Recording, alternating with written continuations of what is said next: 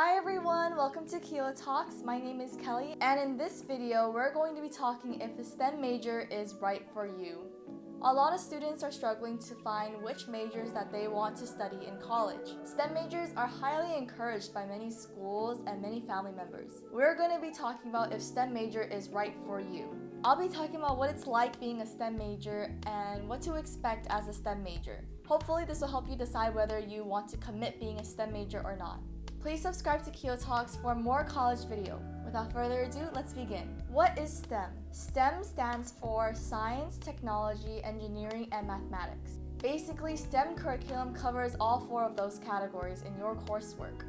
STEM courses have that reputation where it's super hard. They are highly recommended by people because the job outlook for most of the STEM majors are continuously growing today. STEM courses are quite tough, so many students want to think twice about it before majoring in a STEM major. Many STEM majors that come out of college have a very good job outlook. STEM occupations will continuously grow from the present all the way into the future. You should consider STEM majors if you have an interest in science, technology, engineering, or mathematics.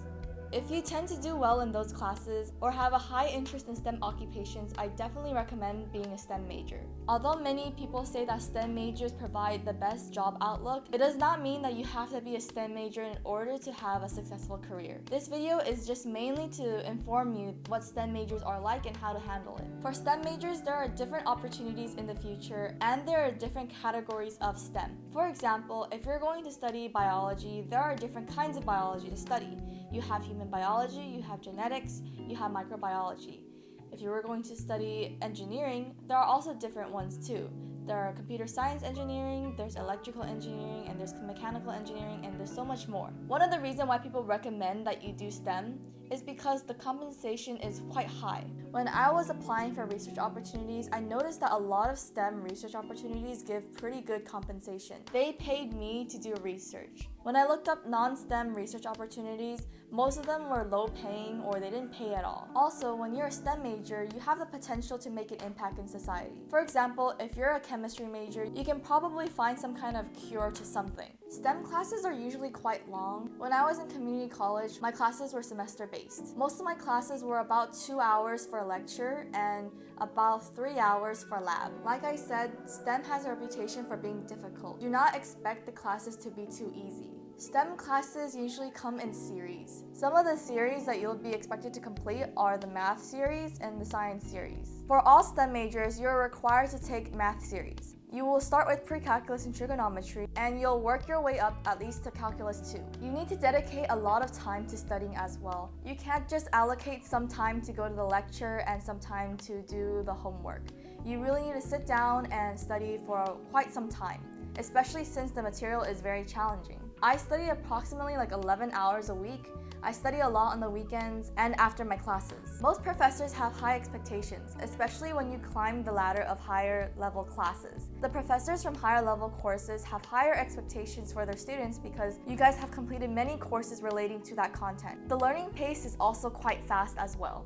You have to be able to keep up with everything that's going on. Sometimes it will feel like the professor is just writing and erasing at the same time. Make sure you're able to take efficient notes while the professor is talking. Not all students will be in the same pace. It is really hard for the professor to try to satisfy everybody. There's so much material to cover that they have to work a little bit faster. Make sure you're able to take notes efficiently and be able to listen and understand what they're saying. There are many ways to prepare yourself for being a STEM major. If you're still in high school, I highly recommend that you take STEM AP courses or honors courses. Because AP courses and honors courses are very challenging, it is great to prepare yourself for college. Those classes are also high-paced, just like college. Best of all, you'll have a basic knowledge of what is going on in that subject and be able to relate that to your college courses in the future. Don't be shy. Ask the professor if you have any questions or any concerns. They are very willing to help you. Personally, I bugged my professor about helping me with any problems that I had. For those of you who may not know me that well, I used to be very shy. Raising my hand was very difficult in class because I would turn so red when I raised my hand and asked a question in front of the entire class. It is so important to get over that fear because it hinders your learning experience. Just ask questions to clarify so you don't get lost. It is best to ask now than to figure it out on your own and get lost later. You also want to brush up on your writing skills. When you do lab classes, most of the time you will do a lab write-up. And in the lab write-up, it's basically like writing an essay. It is important to brush up on your writing skills so that you can write your lab write-up easily. I think reading the material beforehand will actually help you prepare for STEM majors. By reading the material, you're going to give yourself a basic knowledge of what is going on. You will know what's being covered and you're less likely to be lost. Most importantly, you have to be mentally and physically there when you're doing your STEM courses. Some students ditch classes to do something else, but I believe it's super vital that you go to these courses. Sometimes on the days that you miss, the professor might go over something crucial. You are there to get help and information. If you're not physically and mentally there, you can't possibly figure out what the professor is trying to teach you. Some notes about being a STEM major. Just because you completed STEM courses, which are generally difficult, that does not mean other courses are beneath you. Every course is difficult in their own way. For me, I'm quite good at math. However, when it comes to writing, I have a tough time trying to figure out what I want to write for my lab write-ups. Experience is more important than education. Many students in STEM can tell you that. A lot of students are competing to have research experience and internships just for this reason. Having hands-on experience in the real world means so much more than some classroom lecture. This means that not only do you have to keep a good GPA, you also have to go out of your way to find these opportunities for internships and research. The first 2 years may seem tough for a lot of STEM students. This is the time where you go over basic concepts for the first time. Most students struggle because they don't understand the concept of what's being taught, they have poor study habits, or they are unorganized with their scheduling. This is the best time to figure out and fix those habits. Be careful of courses that weed students out. It is just because the material is very dense and many students can't pass with a good grade. One of the weeder courses that I've experienced was organic chemistry.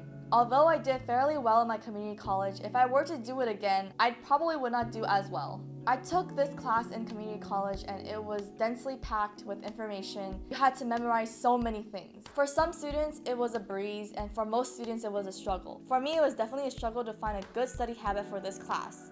Once you get your bachelor's degree, some STEM students will have job opportunities waiting for them. However, some students may have to continue their education in order to have enough experience so that they can go in the working world. A good example of this would be computer science and engineering. If you are doing computer science and engineering, 4 years is perfectly fine. You do not need to get a master's or a doctorate for computer science engineering in order to have a good paying job. On the other hand, if you study biology and you study for 4 years of undergraduate and you want to become a biologist, you might have to go through a master's program or a doctorate's program in order to gain more research experience. You'll be conducting research for universities. Thank you so much for watching, guys. I hope this video will help you in deciding whether you want to be a STEM major or not.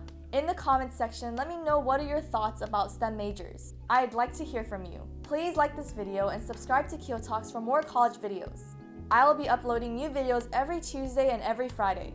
I'll see you guys next time. Bye!